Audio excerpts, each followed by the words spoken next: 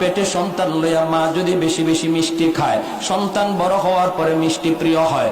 মা পেটে সন্তান লইয়া যদি বেশি বেশি টক খায়, সন্তান বড় হওয়ার পরে টক প্রিয় হয়। মা সন্তান পেটে নিয়ে যদি বেশি বেশি করে গান শোনে, সন্তান বড় হওয়ার পরে গায়ক হয়।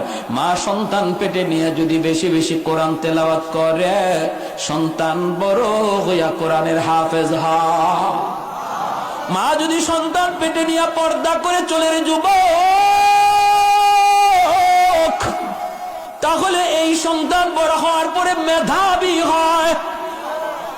আর পেটে সন্তান নিয়ে যদি মা বেপরদায় চলে, তাহলে এই সন্তান বড় হওয়ার পরে বোকা হয়, প্রতিবন্ধী হয়। কোটি টাকা খরচ করতে পারো সন্তানের পিছনে, মেধা খুলবে না, মেধার বিকাশ ঘটবে না, কারণ মা পেটে নিয়ে বেপরদায় হাঁটতো। এ যুবক একটু বলো, বলো না বলো।